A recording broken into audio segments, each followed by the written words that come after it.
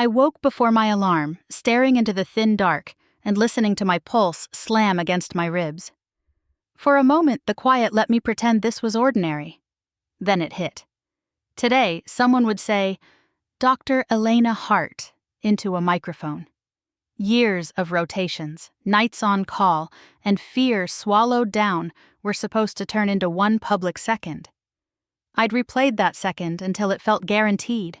Mom in the front row, Dad filming, my brother Tyler forced to admit I'd done it. I dressed like it was a ritual, pinning my cap, smoothing my gown.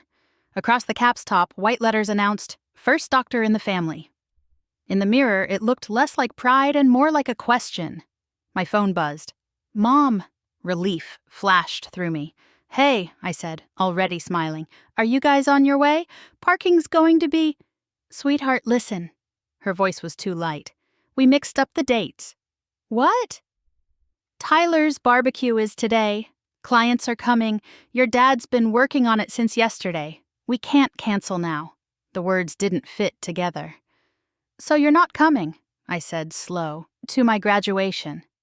She sighed, the one that always meant I was asking for too much. "We'll do dinner next week. Pictures. Same thing." "It isn't," I said. "This is the day." A shuffle, then Dad, calm like he was handling a nuisance. "Elena, don't start. We're proud of you, but it's just a ceremony. Don't be dramatic." The sentence landed like a lock turning. Something in me went cold and still. "Okay," I heard myself say. "Have fun." I ended the call, took my keys, and walked out before I could beg them to choose me. The parking lot was loud with balloons and soap-scrawled windows. Families climbed out with flowers and signs. I moved through them alone, trying not to watch the embraces.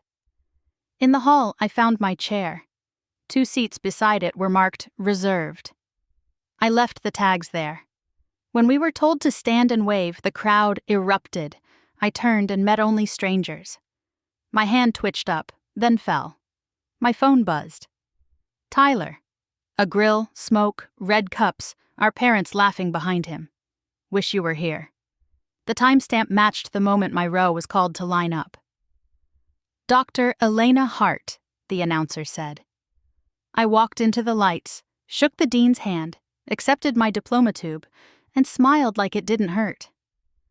A camera swept the audience for my cheering section, then drifted on. Outside, graduates vanished into hugs. I hovered by the fountain, pretending to text. A woman about my mother's age stopped. "Do you want a picture, sweetheart?" "It's just me," I said. "Then we'll do it right." She took my phone, told me to lift my chin, and when she handed it back, she murmured, "Congratulations, doctor," then walked away before I could break. That night I posted her photo. 3 sentences. First doctor in the family. My parents skipped it. They had a barbecue. Likes and sympathy rolled in. My parents stayed silent. I opened the family chat. Today I became a doctor.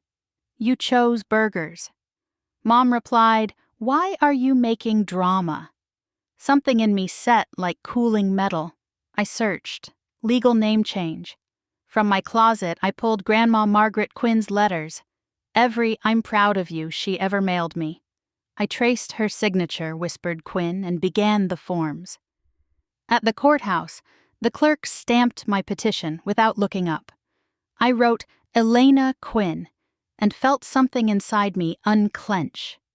Grandma Margaret's last letter sat folded in my purse, her looping signature like a hand on my shoulder, choosing me first again today. I sent certified letters. Effective today. My legal name is Dr. Elena Quinn. Please update your records. No explanation. Tyler called. "You're doing this over one barbecue?" "Over everything," I said. That day just proved it. I took a position 3 hours north at a mental health clinic. On my first shift, the receptionist asked, "Doctor?" "Quinn." My supervisor, Marin Shaw, listened to the empty seats, the grill photo, my father's "Don't be dramatic." When I finished, she said, "Write it down, not as revenge, as evidence." So I did. I posted the fountain graduation photo beside Tyler's barbecue picture, timestamps matching the minute my name was called.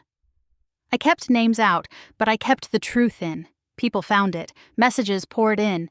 This happened to me. I thought I was crazy. Thank you. Then my mother's voicemails arrived. Tight. Scared. Not, I'm sorry, just people are talking. We're being judged. I agreed to one meeting in a crowded cafe with glass walls.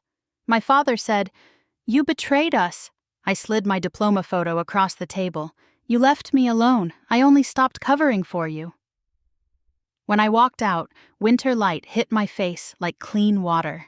I whispered, "Dr. Quinn," and went back to my clinic and my life without turning around.